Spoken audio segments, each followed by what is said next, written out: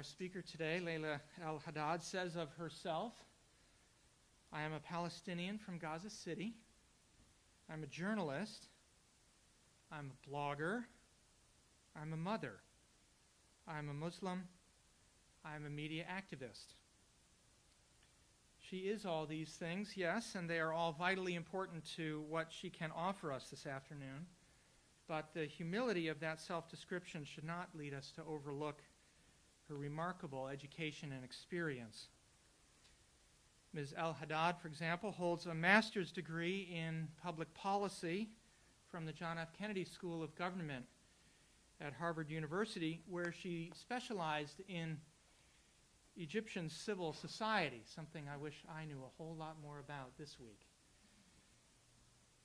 And she holds a bachelor's degree in political science from Duke University, where she concentrated on the role of non-governmental organizations in the Gaza Strip.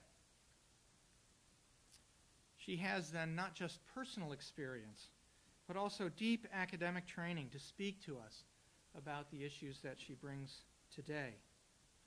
And add to that her rich professional experience as a journalist, published in the Washington Post, The Guardian, the International Herald Tribune, Le Monde Diplomatique, the New Statesman, Al Jazeera.net, and the Daily Star. As a guest on CNN, NPR, and the BBC, as a filmmaker, and most recently as the author of Gaza Mom, this book, Palestine, Politics, Parenting, and Everything in Between, as if that wasn't enough. What a wealth of personal, professional, and educational experience with the Middle East that she brings to us this afternoon. All of this makes Ms. El Haddad uniquely positioned to speak to the Middle East conflict. She brings the particular gift of serving as a window into the day-to-day life of a family living in the midst of a long and difficult conflict. And she brings that grounded in a thorough understanding of the wider social and political context. Please welcome with me Laila El Haddad.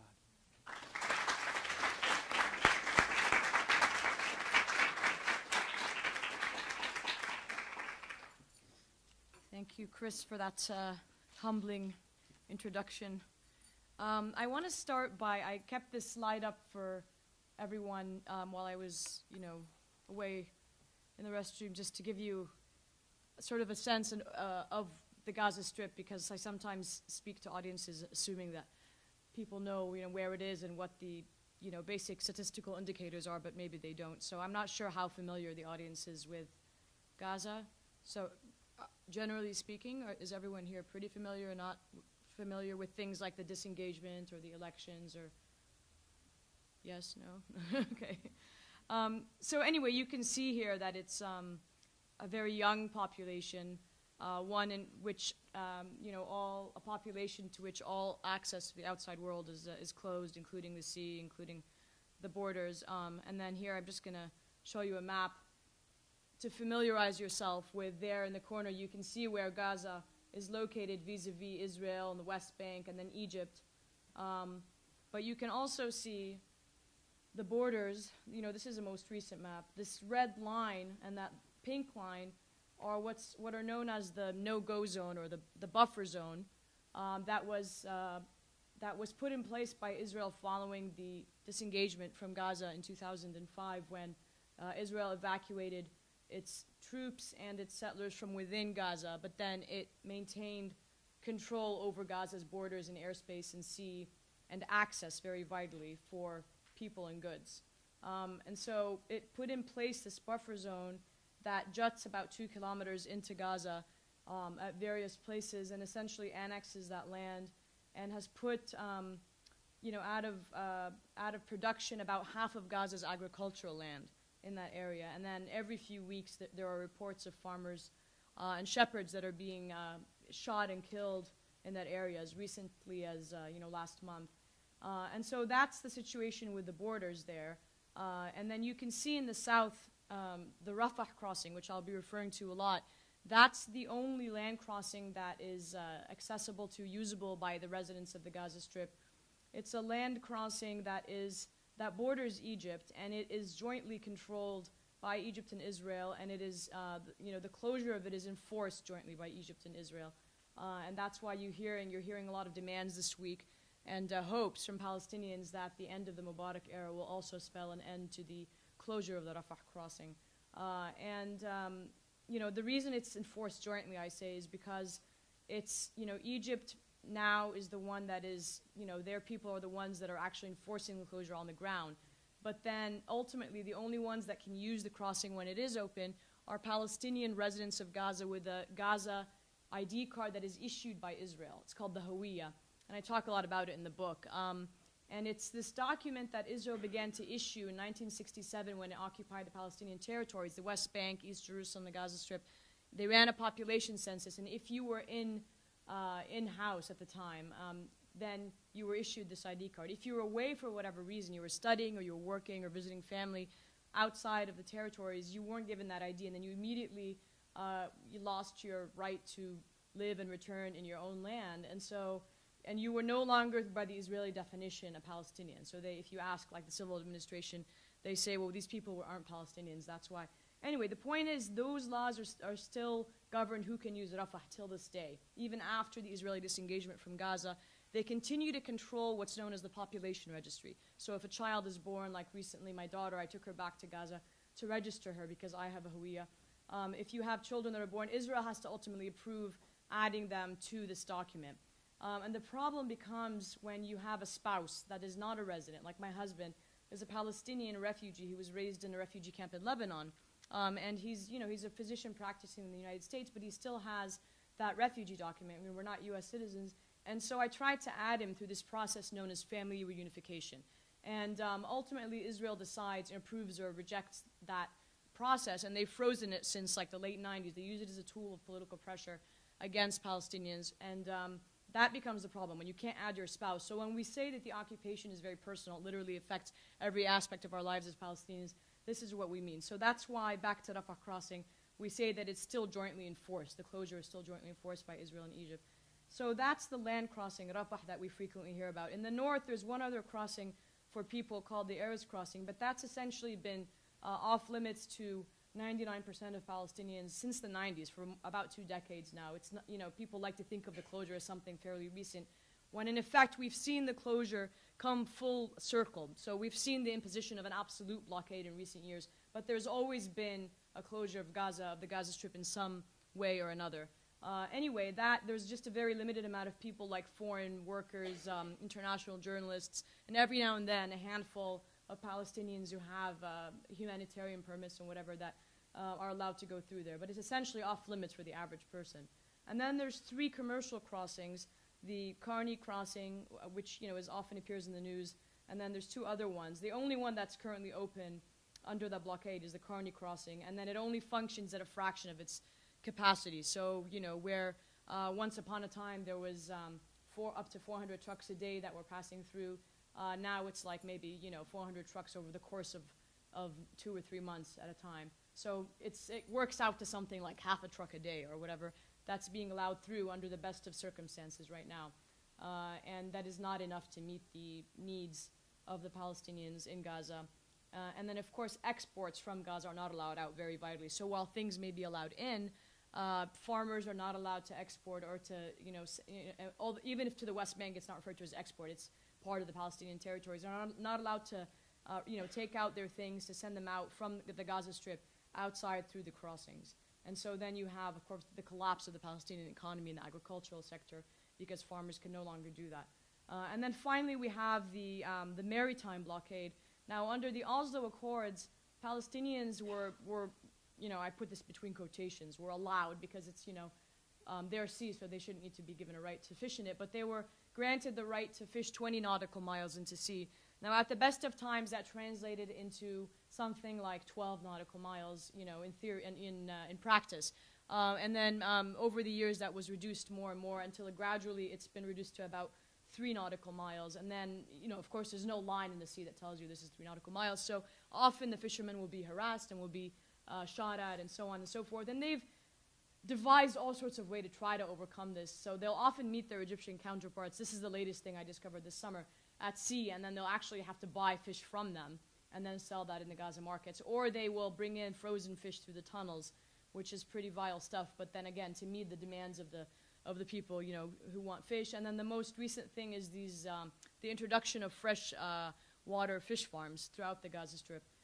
That's the newest innovation. But anyway, so there's a maritime blockade, and that was perhaps, you know, best highlighted in the incident with the flotilla last year when the Israelis stopped and attacked the, you know, several ships that were coming in, most notably the Turkish ship, and then 9 people were killed aboard that ship. So that's being enforced. And then finally the aerial blockade. And there was an airport once in Gaza. It's probably down there in the corner. And I actually did use it a couple of times. It was, again, still subject to Israeli control. So you could fly in, but then ultimately you had to go through the same sorts of Israeli procedures and checkpoints. But it was an airport. And then that was completely destroyed over the course of 2 years between 2000 and 2004 or 5. So that just gives you a sense, you know, when we say the Gaza Strip is closed off or there's a blockade, what we mean by that. You know, there's always the sense that, well, there's some way for people to get out or in or to move around. It's difficult to envision what a blockade means because, you know, we can get in a car here and whatever, drive to the next state or hop, you know, go into the airport or go into the ocean. Well, you can't do that in Gaza. And then where the border, the Rafah crossing, it's this continuously in flux, and it's very arbitrary when it's open, even, like I said, in the best of times, when the border would be open and not subject to absolute blockade. Even then, you could never really predict when the border would be open. So on any given day, it might be closed, it might be open for 2 hours. You might actually make it through only to be told it was shut down for the day. So there was no consistency or certainty involved in the crossings, whether it was for the movement of people or for the movement of goods. And what I mean by that is you might be a farmer and you have a certain amount of whatever strawberries you want to sell or export, but then you can't, you know, you might be told suddenly we're shutting down the Carney crossing for 45 days. And this is actually something that happened in January 2006 before the elections.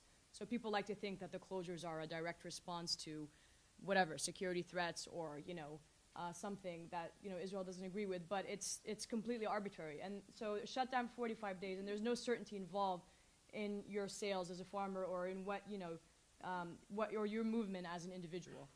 And so that's, you know, that's the case with the crossing historically. Now it was open for a period of a year after the Mavi Marmara incident with the flotilla, where, you know, as a token gesture, the Mubarak regime said, okay, we're going to reopen it now. And then it was most recently closed again since the first day of the uprising in Egypt, and it continues to be closed. And now there's hundreds of Palestinians that are stranded in Cairo and you know, unlike Egyptians, they're not even allowed to move within Egypt, from their districts. And I know I was reading today there was about 150 Palestinians who had gone to attend the International Book Fair in Cairo, and now they're stuck and they can't go back into Gaza. In addition to many thousands of Palestinians in Gaza who need to get out for, you know, medical treatment and for, you know, for other purposes. So, I mean, it's sort of like, imagine that, you know, whatever, I don't know what the closest airport to here is. It's,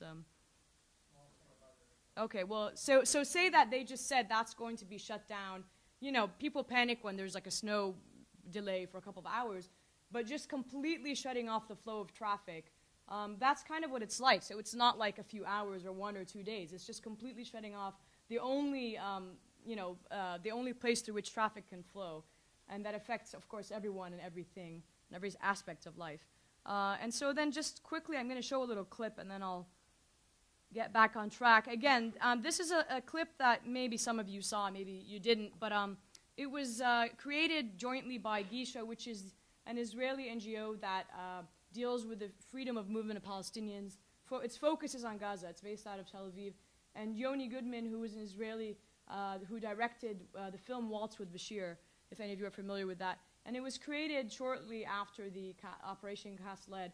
And it is very illustrative for me of what we mean when we say Gaza is closed off, or, oops, what did I just do?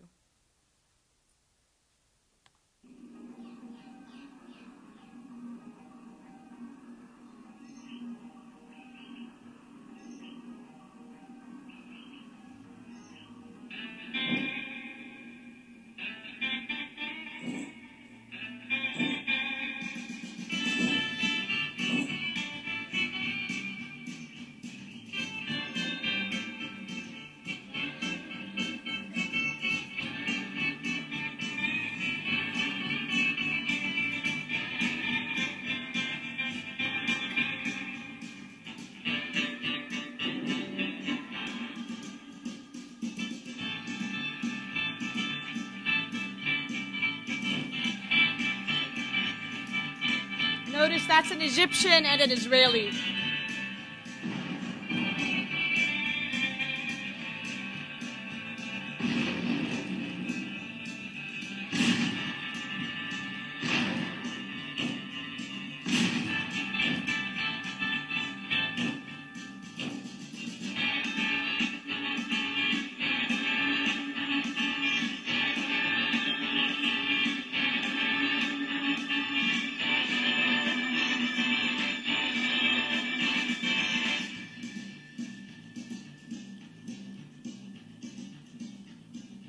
That's loud. Sorry about that.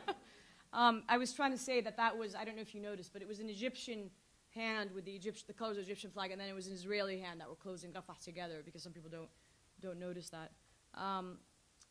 Anyhow, all right. So then, and maybe later I have a few slides about the disengagement. I'd like to talk a little bit about that, but I'm going to kind of back up and let you know how when I came back to Gaza, and a little bit about the book as well. So usually when people find out that I was working in Gaza, or I'm from Gaza, or someone has been there, usually the question is, well, how is the situation there? And the response is invariable, and I do it all the time whenever I'm speaking to my relatives, and the response is always, it's normal and it's abnormal. That's always like, thank God the situation is crap. I mean, so what are you going to do about it? And so, so I always like to say that abnormal is the new normal in Gaza, where Palestinians have to continually adapt to ever-changing forms of Israeli control and occupation. It continues to evolve, year after year after year. And so how do you deal with that? How do you manage and negotiate that terrain?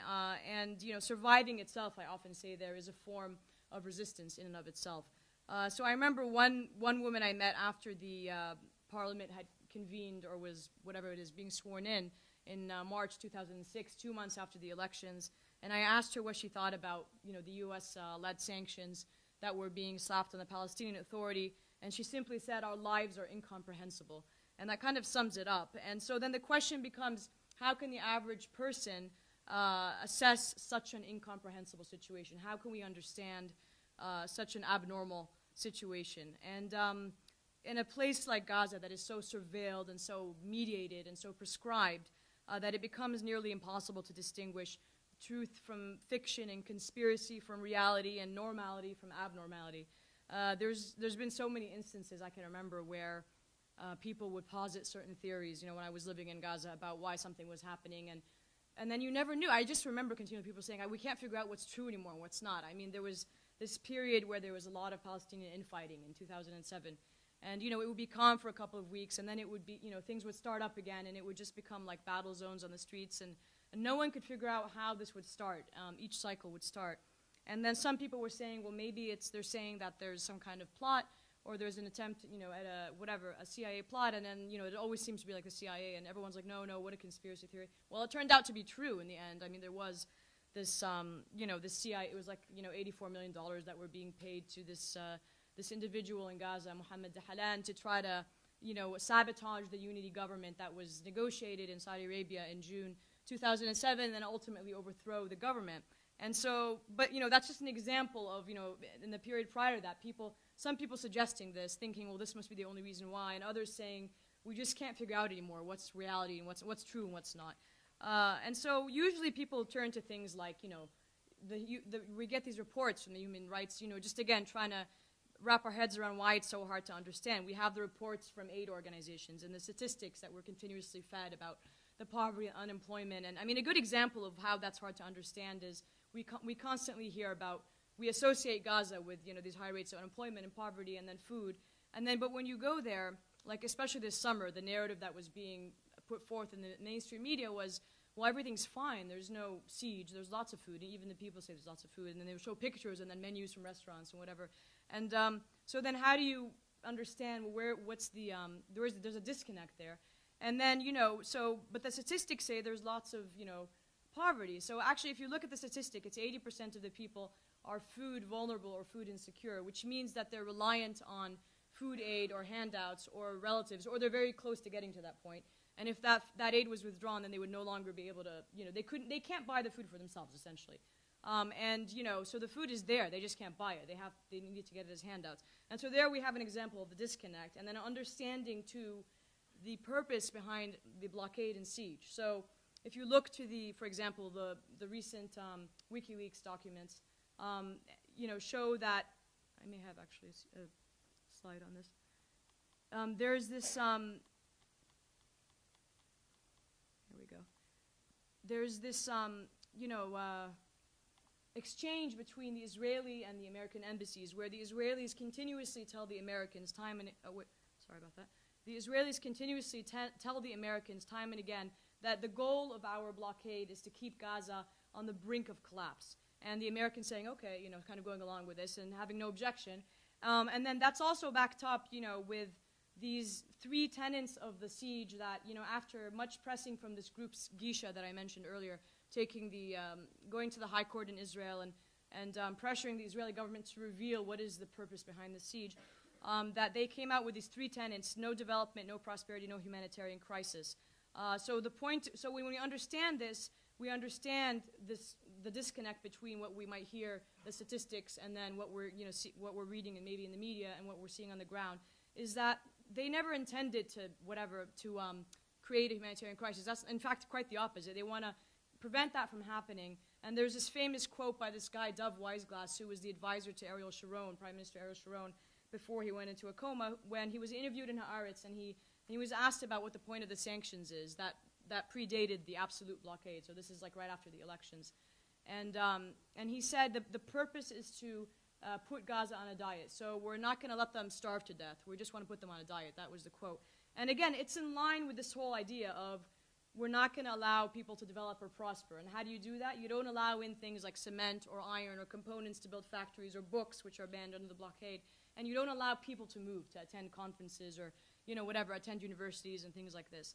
And so then when you understand this, you understand that actually it makes sense, but when you just hear statistics, harrowing statistics, it doesn't really make sense what's going on.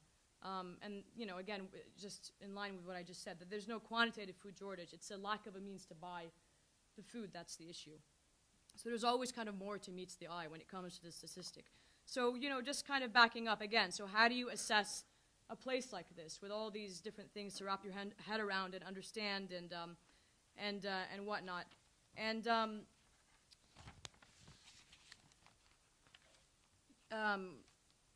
it's something, for a long time when I was covering Gaza, after finishing graduate school, I went back there. I got a job, like Chris said in the introduction, as a reporter for Al Jazeera's website. And so I went back, and it was like a homecoming for me, because even though, I'm from Gaza and I'm a Gaza national, but I grew up largely between Saudi Arabia and Gaza. My parents were working there, and eventually they retired in Gaza. So I returned, and then I was reporting and covering Gaza. But I always, wondered how can I, besides my formal reporting, kind of help people understand situations that are so ordinary and routine and it's the quietest moments, as we say, that are really the ones that are the most, what Rashid, Palestinian scholar Rashid Al-Khalidi calls the quintessential Palestinian experience. How do you help people understand these routine moments that are such an important part of the Palestinian experience? Things like being stranded on borders for days at a time with my son, or attempting to obtain a travel permit to the West Bank. There's been so many times that I've documented throughout my book and my blog about, trying to go to this conference in the West Bank and then being denied by the Israeli forces time and again without explanation, or trying to obtain family reunification for my husband so he can come, whatever, visit, or, even if he wasn't going to live there. And so, how do I help people understand that issue? And, of course, the short answer is there's no easy way to help people assess things like dispossession and statelessness and occupation. But to me, that's where the importance of new media and social media lie, and that's increasingly, at that time in 2004, 2005, still a relatively new media. So not many people, if any, were actually blogging from Gaza. I mean, blogging was not even a part of the mainstream media. Now, of course, every kind of news site has their own blog. And it really helps you kind of bridge that gap. And we've seen this in the recent uprisings in Tunisia and Egypt, where the mainstream media was able to kind of connect with the social media and then help convey what was happening on the ground and fill in those little details I was talking about. And so then you also have the issue of the mainstream media always kind of confusing people more than educating them in the attempt to attain so-called objectivity. And this is something I asked Joe Sacco about, who's a Maltese-American, Portland-based journalist and cartoonist who's done some fabulous work. He does graphic novels. And his most famous one was called Palestine, that he wrote in the 90s. And then his most recent one was called Footnotes in Gaza, where he goes back and he details he goes back to investigate some long-forgotten massacres in the Gaza Strip, southern Gaza from the 1950s. And it was very important to me because it was something I grew up with my mother telling me about, and then I had never seen any documentation of it, so until he had written about it. Anyway, and I asked him, I said, well, how do you, people are always criticizing him and saying, well, you're not objective or whatever, how can you be a journalist? And he said to me, there's nothing objective about violent occupation. You have to be fair, you don't have to be objective. And that for him, he grew up with the mainstream media really confusing him. He never came out educated or understanding what this was all about. So the point is, that's where I feel like blogs come in. And then, ultimately they help you understand how systematic and pervasive something like occupation is for ordinary Palestinian life. But for me, it goes further to also show that in spite of all of this, life goes on. There's love and life and happiness in spite of all of this. And ultimately that helps us see Palestinians as human beings rather than as abstractions or threats or figures. That's not exactly how I didn't start my blog in a very, kind of textbook sort of way. But it was, at a time, I was about a year into my job in Gaza, and my son was 9 months old, and then I had him in Boston with my husband, and then I was coming back to Gaza, and we were in Egypt, and we were told that the Egyptian border that I showed you, Israel was closing it down, and then we weren't told for how long this would be. It ended up being a month and a half of waiting, and then uncertainty, and we're just kind of, time is being suspended and never knowing when it's going to open, when will our life continue and resume.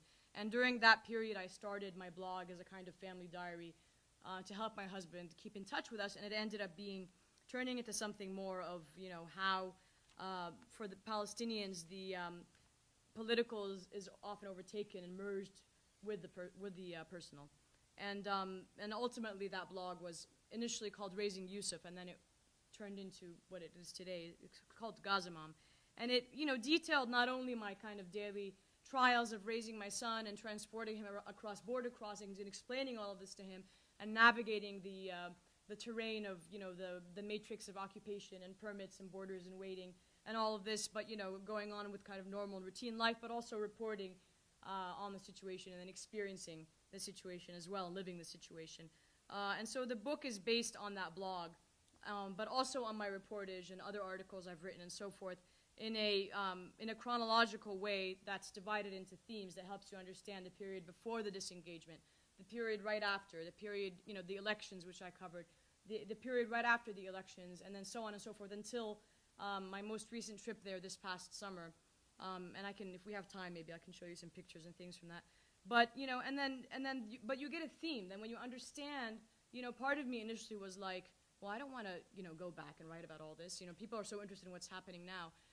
But then what you understand from going back to look at this period over the past 6 years is that there's this theme, there's this, you begin to understand the systematic nature, the consistency and constancy of Israeli policies and how they've played out there, whether it's been, the current government in power in Gaza or whether it was during when Yasser Arafat was in power or Mahmoud Abbas. It doesn't matter. The response and the narrative is always the same, and the Israeli policies are always the same. And so that's really helpful in helping you understand that it's not,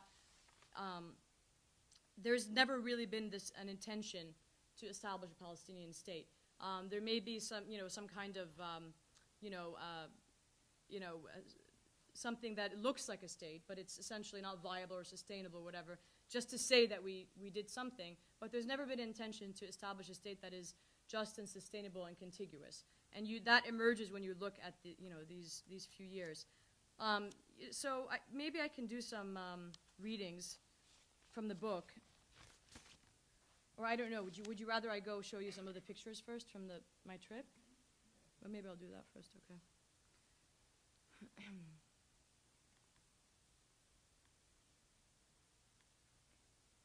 Maybe let me just back up first. And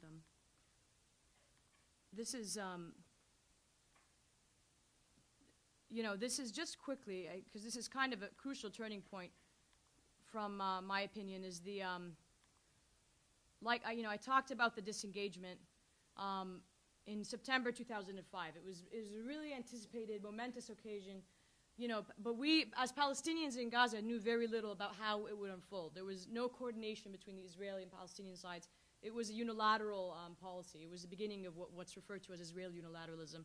And, but nevertheless, Palestinians were excited because the settlements that were inside Gaza, as they now do in the West Bank, literally tore Gaza into 3 segments. And, I've been talking about Rafah crossing. Well, on top of that, we had to deal with like 3 or 4 different checkpoints within Gaza that at any given moment would have been closed indefinitely, for hours or days at a time.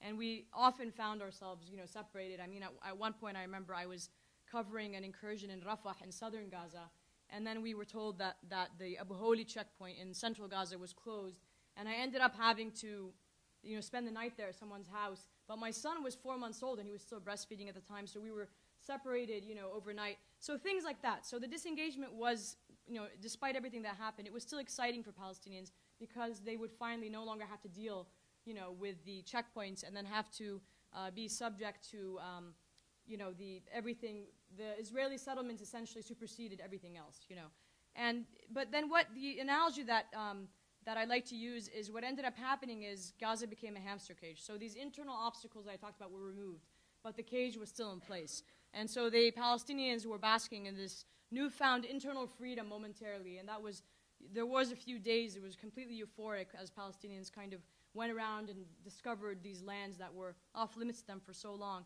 But then, realizing that this cage was still in place. And the formula, if you kind of zoom out a little bit and understand what the disengagement was about, it was about staving off the, what's called the demographic threat, in Israel, that realizing that by 2020, I don't know if I have, let me see here. That by 2020, Palestinians, they were already at par, at the same, they were like 51% of the population when you count Israel, when you count the West Bank and Gaza. So staving off what's called the demographic threat and being able to control as much of the land as possible without having to include the people. And it was this whole equation of consolidating control.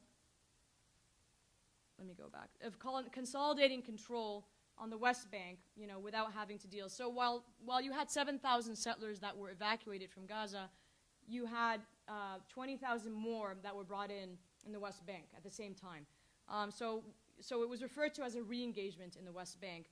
And then, of course, there was this whole narrative that was put forth about and we still hear it till this day, that, well, the disengagement, we left Gaza, we ended the occupation, what more do they want? And, they're still kind of doing all these horrible things to us. When in effect, like I was mentioning before, the effective markers of control and sovereignty were still in place. So Israel was still shutting down the borders and preventing the movement of people and goods on the commercial crossings and the land crossings, and controlling the air, and enforcing a maritime blockade and all of these things, and very significantly controlling the taxes and the population registry. So who has a right to be a Palestinian national and ultimately use the borders and so on. So all of these things, so this is the disengagement, and what it really meant, what it translated to on the ground was not what people thought. And economists were warning about this, Palestinian economists, before it even unfolded. They were saying, look, if Israel doesn't guarantee movement and access to Palestinians when they leave, it's going to mean squat. It's not going to be this, wonderful thing that people are saying it's going to be. And it's important to remember this as a turning point, because this was before the, Palestinian elections. In the media often tells us that the blockade that we see today was enforced as a direct result of the results of the elections. But that's not the case. There's, always been some, like I said, some kind of closure on Gaza. But after the disengagement, it really began to intensify. And what we saw was, I think there's like a World Bank report that says just, months after the disengagement, Gaza saw an unprecedented humanitarian crisis with, in all the 38 years of Israeli occupation, they hadn't seen unemployment and poverty like this, because suddenly Israel began to close the commercial crossings more often, and suddenly, where, they were obligated by international law to continue to provide for the welfare of Gaza, because they were still considered occupiers in the legal sense of the term, they were trying to absolve themselves of that responsibility as occupiers and say, well, we're not occupying Gaza, so therefore we don't need to open the crossings anymore, or we don't need to, So this is what happened after the disengagement. And so I usually refer to it as kind of the next phase of the occupation 2.0, because they were no longer in Gaza, but they were kind of controlling it by remote control from the outside. We also saw all kinds of new things being done. So before, there was only so much damage they could do in Gaza. Something like what happened in Qasad couldn't have happened when the settlers were still there, because they would have heard or you know, maybe not experienced firsthand, but they would have been at least subject to some of that onslaught. And things like sonic phantom air raids, where you have these really low-flying F-16 jets breaking the sound barrier as a punitive measure, that was never done before the disengagement. All right, let me go fast forward to some of these pictures from the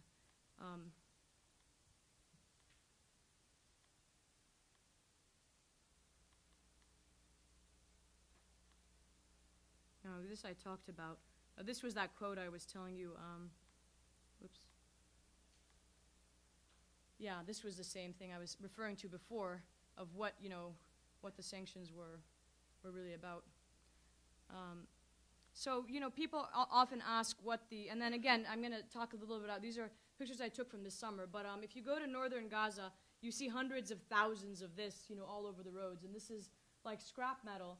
And in the past, this would be allowed through the different commercial crossings, and it would be sold by Palestinians and then ultimately recycled in Israeli plants. And it's not, it's, you know, obviously it's good for the environment, but it was also very profitable for a lot of Palestinians in a large sector of the Palestinian economy. So it was kind of good for everyone. Well, in line with this whole goal of preventing development or prosperity, this is no longer being allowed out of Gaza. It's one of the things under the blockade list. And so you see this all over the streets of Gaza now, in the north of Gaza.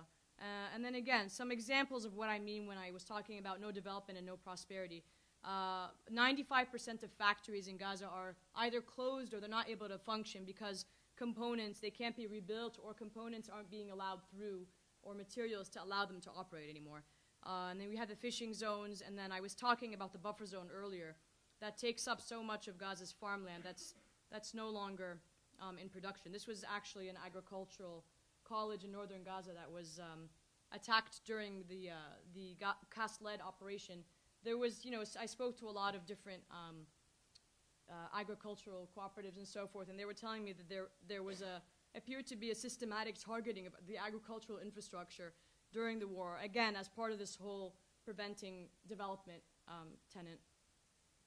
Oops. And this is a picture of the buffer zone. That's the Israeli side. This is the Palestinian side in Gaza with a zoom lens. But you can see how the entire area has been completely cleared of farmland on the Palestinian side.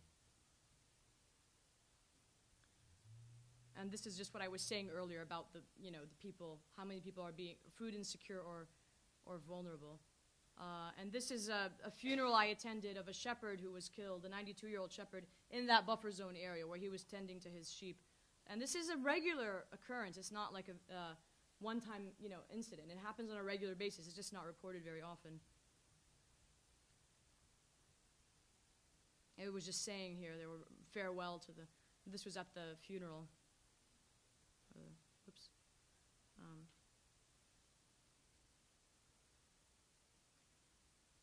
See if I can fast forward here for a second. I don't think I'm going to have time for, maybe I'll play you one more clip. This is, hang on, let me go forward and show you some other things first. This is an example of, you know, some of the ways that people are overcoming and coping with the blockade that's being enforced now. You can see this is, these are actually clay ovens, and it was a very traditional way, very traditional way of cooking. And then people, especially during the, you know, fiercest part of the blockade when fuel wasn't being allowed in, eventually Palestinians were able to smuggle fuel through the tunnels. But before that, they were beginning to rely on these clay ovens. They're made from the red clay of Gaza, and then use, you know, wood or whatever to cook in. And here they're being sold along the streets in northern Gaza. I saw them all over there. Something else they're doing to overcome the ban on cement and building materials is to use, again, the mud brick clay to build. I think the United Nations built like 10 or 20,000 shelters, you know, for people who had lost their homes during the war out of this material. So they actually began to do this on a formal way. But this is an example of a mosque that was built out of this material. And then, of course, you have the flourishing of the tunnel trade in southern Gaza. I made a short film about this, but you're having a lot of young people that are being forced to build the tunnels. It's very dangerous. People don't like it. It's not like, and once the borders open, the tunnel trade stops because, they no longer have to do that. So, people in Gaza actually don't like the fact that they have to use tunnels to get things through, but it's a reality, and that's what's, everything gets through there, as I'm sure you've read in the news, cattle even, livestock, generators, electrical generators, cars, everything, and then most recently fuel. So they actually have these makeshift pipes through which they siphon in fuel because it's much cheaper, and cooking gas from Egypt. This is this really ominous bull's head that I just saw along the border. So, but anyway, that's the border with Egypt there. Something else they've been doing is to take the rubble from demolished homes and to actually then crush it up, grind it, and then they kind of sift it through these big mechanisms, and they use that to make this really rudimentary kind of cement to build new homes with. So it's a really innovative idea, but it's also, again, very dangerous because people did studies and they took samples and found that these actually have really high quantities of depleted uranium and other kinds of chemicals because that's where the shells had hit and destroyed the homes. And so, but a lot of people are actually using this because it's the only kind of cement that's available. And again, on a more sort of positive aspect, you still see people, despite everything, going on with their lives. And this was a farmer that I saw, and I asked what he was doing, and he said his whole farm had been razed to the ground for the third time during the war, but he was still, he was replanting it all with olive trees because he said, there was no other choice except to move forward. So people just, and this is an example of, I mentioned the fish farms, really new, just about a year or two old. And this guy and his brother, they started the first fish nursery, and then they kind of distribute and sell these, whatever they're called, what are baby fish called, I don't know. But they sell them to other farms throughout Gaza. And there is a very entrepreneurial spirit in Gaza. This is just along the sea. And here you have, people often ask what happened with the land in the former settlements. Well, there's all these projects now, like olive groves, and this was a dairy farm, and there's chicken farms. And something that is also a new phenomenon in Gaza is this kind of return to sustainable agriculture. Because there was a ban at a time on fertilizers, and it was becoming really difficult to plant things, they are now returning, and also, I should say, because there is this uncertainty involved with exporting things. So if you're a farmer that's growing something for export-driven agriculture, like strawberries, that's no longer reliable, and so many people have lost their jobs. They're returning to what's called rain-fed crops. That was very traditional back in the day, like wheat and olive trees and dates. So now they're planting massive amounts of dates and things like this and creating organic compost. This was one of the first organic farms in Gaza. And then the government also has this huge organic composting initiative on the left there, where they're giving people free compost if they begin to farm organically. And then this was also the first mushroom farm in Gaza, where it serves as an alternative source of protein for people. So, I mean, a lot of really interesting, kind of innovative things going on.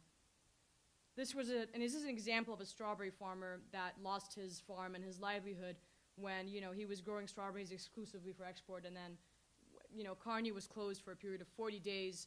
And again, this is like in January 2006, so before the elections. And then he lost I visited him several times afterwards, and he lost his livelihood. So people can no longer rely on things like that. And then women increasingly becoming the breadwinners of their family. This is a 72-year-old woman. That's another big shift that you see. Let's see here. I think that was all. Maybe I'll go back and show you one more short clip.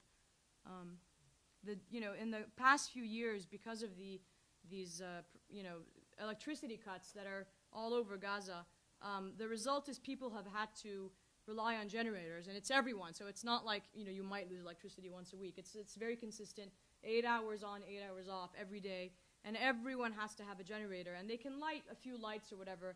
If you live in a building that's large, whatever, high rise, they'll power the whole building for you. But most people just have a small generator, and it's really noisy. And let's see if I can do this for you. Show you what it sounds like when your block has lost electricity for 8 hours. I mean, the whole street, this is what it sounds like.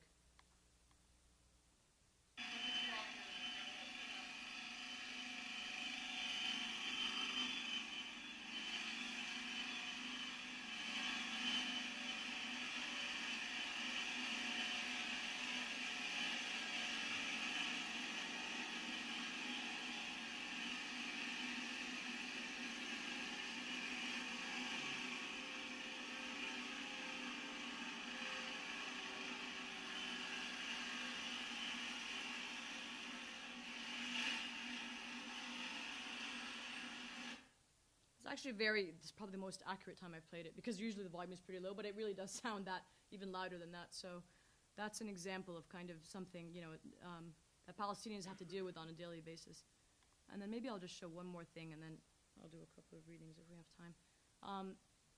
There's a lot of the people, increasingly the youth and the college students, are becoming very active. It's a very young population, where that wasn't the case before. So I met with a lot of young activists and bloggers, and they're doing a lot of really interesting stuff. And just from the summer on, there's been a lot of new blogs in Gaza that are really interesting. But this guy is a community activist, and he does a lot of these kind of funky little videos. But maybe I'll show you this one. And maybe I'll translate it first, because parts of it are in Arabic. So essentially, he's calling the United Nations, but he's put on hold. And he's saying, I'm calling to inform you of our really bad situation in Gaza. And then he gets put on hold, and he keeps asking, is someone there? Hello, hello. So that's the translation for you.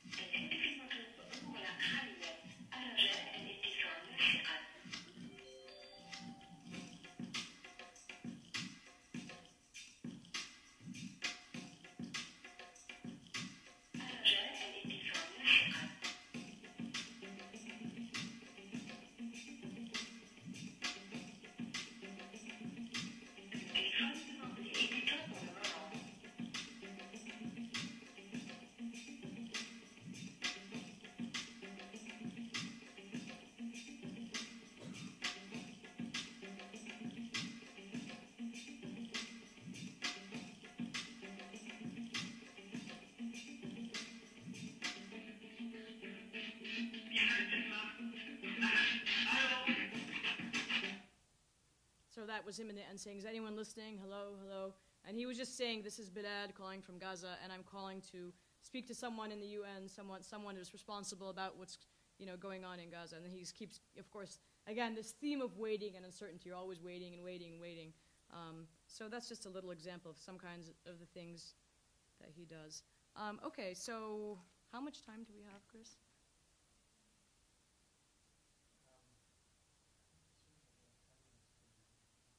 We have what? Oh, we have some time? Yeah. Okay. How much time overall is there left, just so I can time it correctly? We've got another 40 minutes. Oh, okay, good. So maybe I'll do a few readings and then we can... Okay, yeah. All right, so I'll try to do a range of... and get my stuff organized here. Hang on. All right, I'm going to try to space, because it's, the book covers a period, like I said, of 6 years, from 2005 to 2010, so I'll try to space them out and select a few. And then some of them are pretty serious, some are pretty humorous, so this one is, and I apologize if you've maybe heard this somewhere before, I'm trying to always choose new readings to avoid redundancy, but anyway. So this one is called Just Another Gaza Friday, and it was written from Gaza City in April 2006. I've always loved Fridays in Gaza. In the mornings, except for the lone garbage collector futilely sweeping the abandoned streets, a municipality park that is littered with plastic cups, watermelon seeds, and mangled straws from the night before, the hustle and bustle of the city comes to a standstill. It is a serene, if lethargic time, an escape from the sea of chaos, uncertainty, and violence that grip our lives each waking day and night. For a few hours, things seem ordinary, in a place where ordinary is an illusion. And it doesn't seem like anything can disrupt those moments, as if some force is saying to the madness that envelops us, come back another hour. Slowly, the streets come to life again as evening takes hold. This is Yusuf's favorite time. Yusuf is my son.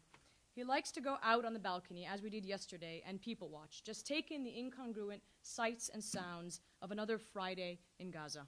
In the park in front of us, children boisterously played football, women licked ice cream cones and chatted, and wedding motorcades, zaffet sayarat, which no matter what the season or situation, you can always expect to hear like clockwork on Thursdays and Fridays in Gaza, made their way to beachside hotels and lounges. They tirelessly tonked their horns in sync with live wedding debka music, blaring out from portable speakers or played by live-for-hire bands seated in the back of rented pickup trucks decorated with carnations. Boys and relatives clamor for a standing space in the back of the trucks, dancing and clapping feverishly along with the music. Young children chase them down the street to join in the fun, and if the wind is just right, the sky becomes a showcase of homemade kites, dancing and flirting with each other, challenging the physical bounds imposed upon the spattered area's residents, reaching to places they can only dream about, allowing them to navigate freedom, no matter how purposeless, for just a little bit. In the distance, the ubiquitous double thuds of artillery fire could be heard exploding a few kilometers away, increasing in number and intensity as the evening progressed, only to be drowned out ever so slightly by the cacophonous symphony of Friday blitheness, as if to say, not today, today you will not steal our moment. The evening passes, the clock strikes midnight, and suddenly the carriage transforms into a pumpkin again. The magic dissipates, the missiles strike, and 6 people are dead. Just another Gaza Friday.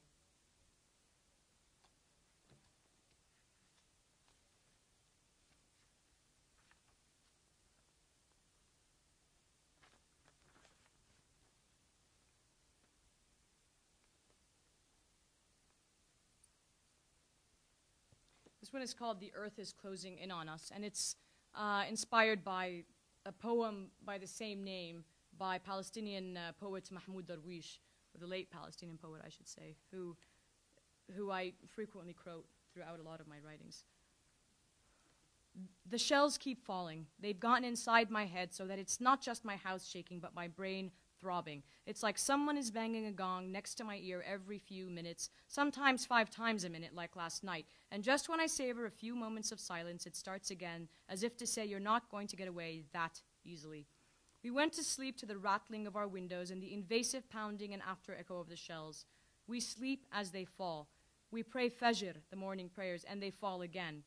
We wake and they are still falling. And when they are closer, when they fall in Shija'iyya, east of Gaza City, they make my stomach drop. And I want to hide, but I don't know where. The earth is closing in on us. That's the thing about occupation. It invades even the most private of your spaces. And while the shells were falling inside my head, they also killed little Hadil Ghabin today. A shell landed on her home in Beit Lahia in northern Gaza, shattering her helpless body and injuring 5 members of her family. My headaches seem inconsequential when I think of little Hadil. Sometimes people here say they prefer death to this existence. You'll frequently hear it at funerals. Irtahat. She's at peace now. She's more comfortable. What is there to live for anyway? The earth is squeezing us. I wish we were its wheat so we could die and live again. This has become our sad reality. Death provides relief. Sometimes it feels like we are all in some collective torture room. Who is playing God with us this night, I wonder? When I look up into the sky and I hear the shells or see the faceless helicopter gunships cruising intently through the moonlit sky, I wonder, do they see me? And when the shells start falling again, I can't help but imagine some beside with himself boredom 18-year-old on the border, lighting a cigarette or using SMS to reach his girlfriend back in Tel Aviv. Just a few more rounds to go. It's been 2 minutes already. Sometimes when I'm on edge, I might just yell out and wave my arms at them. Do they hear me? We decided to escape this evening to my father's farm in central Gaza, where we roasted potatoes and warm tea on a small grill, and listened to dhikr, remembrance about the Prophet on the occasion of his Mawlid, his birth, from a nearby mosque, under the ominous roars of fighter jets patrolling the otherwise lonely skies above. Where are you heading off to? Asked Usama, the shopkeeper downstairs. Off to the farm. We're suffocating, I replied, Yusuf, my son, tugging at my arm. Mama, yalla, yalla, let's go. Wallahi, Layla, we're not just suffocating, we're asphyxiating. I can't breathe anymore, and my head is pounding and pounding, and all I hear is boom, boom now. The earth is closing in on us, and little Hadil is dead.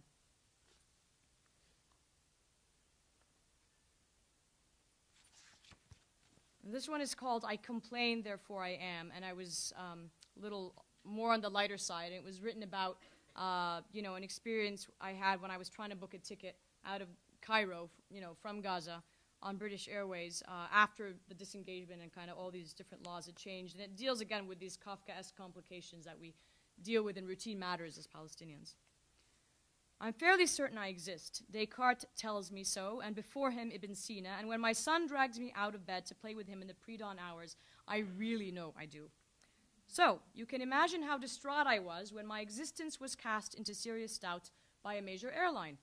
After booking a flight with British Airways online out of Cairo, the nearest accessible airport for Palestinians here, 8 hours and a border crossing away from Gaza, I attempted to enter my passenger details, including country of citizenship and residence.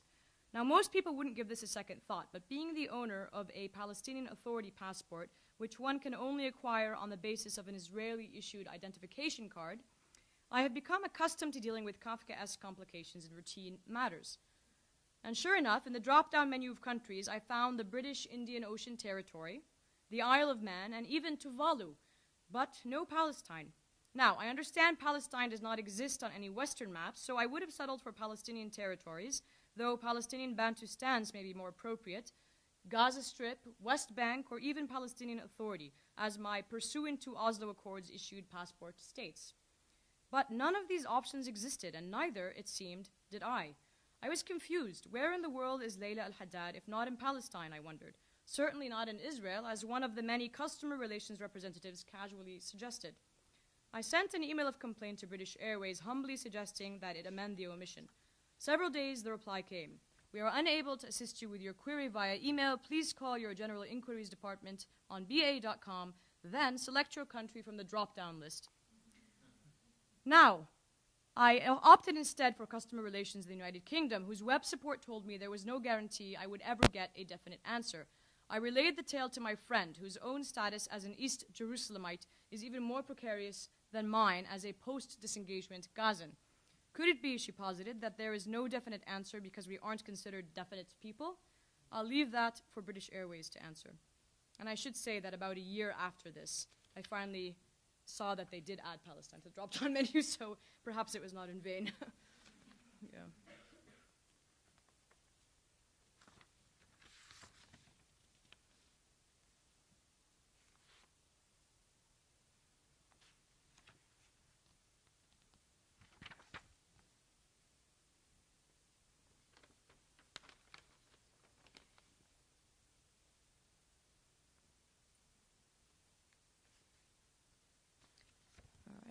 Fast forward a little. So this was about a year later, in beginning of 2007, the end of 2006, and my son was 2 at the time, and we were waiting by the border in Arish, the town nearest to Gaza, and the border was closed, you know, as was often the case, and it was a conversation I had with my son about, you know, him trying to explain to him why the border was closed.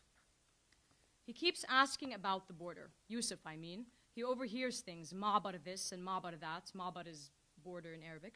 And so naturally inquisitive, he asks what we are doing and why we are still here. And each question is followed by another and another. Yusuf, Mama, can I ask you something? And this was in Arabic, but then I had translated it. Yes, anything, my love. Why are we still in Arish? Because we're waiting to enter Gaza, dear. Yes, but then why can't we go to Gaza to start with? Well, because the Ma'bad is closed, my love. Why is it still closed? Silence. Mommy, why is it still closed?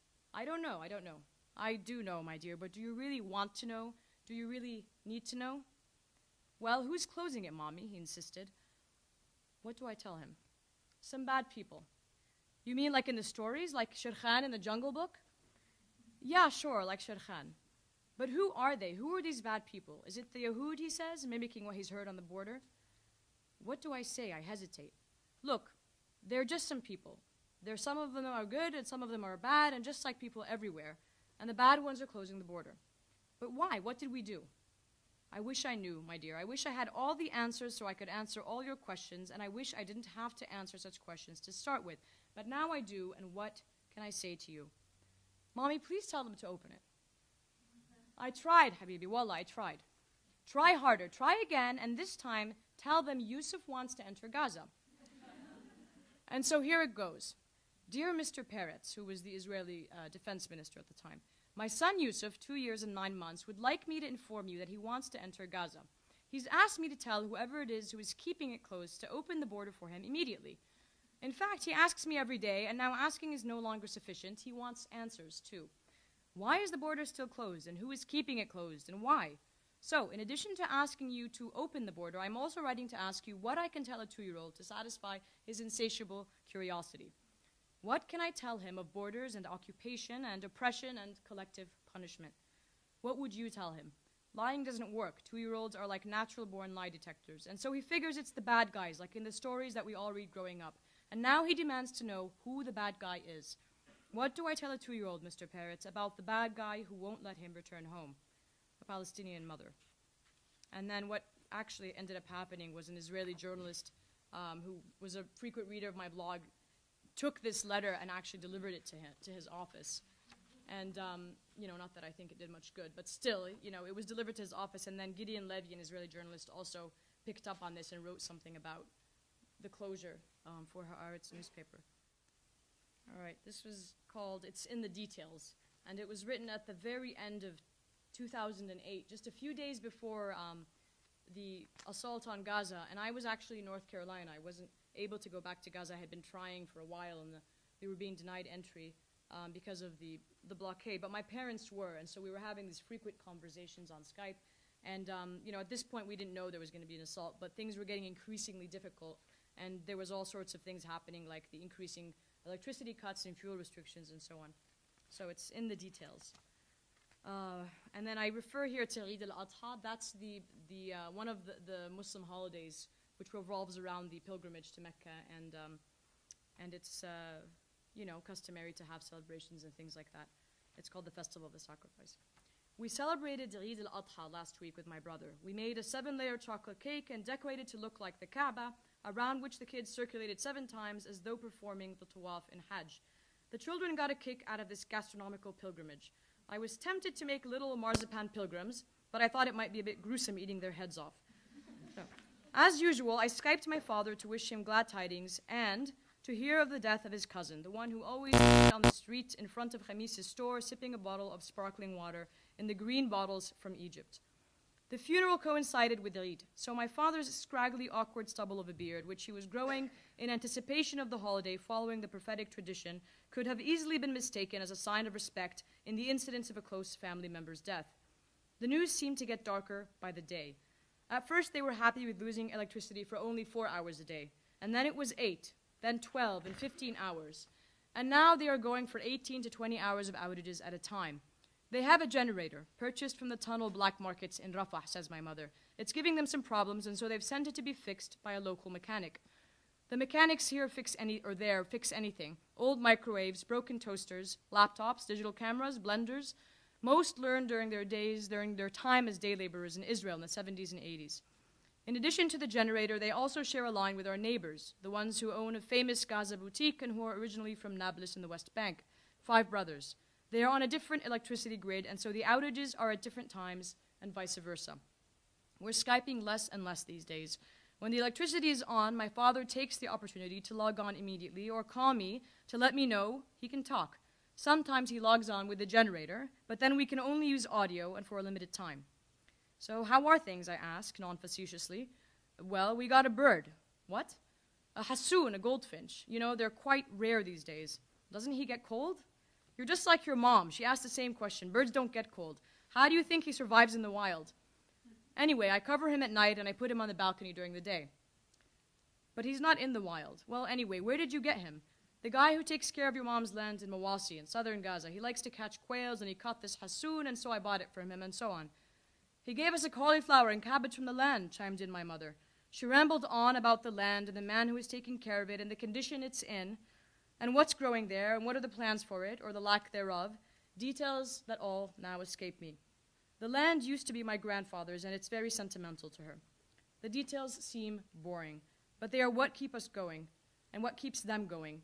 It's what keeps us all going, you see. Trying to find a way to keep up with the boring details, to manage them, also keeps alive the illusion of normalcy.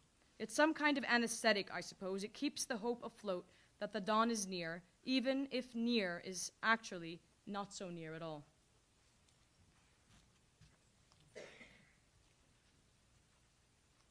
Maybe I'll just do one more. I'll just end with this one. This was written after the conclusion of there's a whole bunch of posts during the war, but I'm just going to read the conclusion, which is called Gaza Will Rise.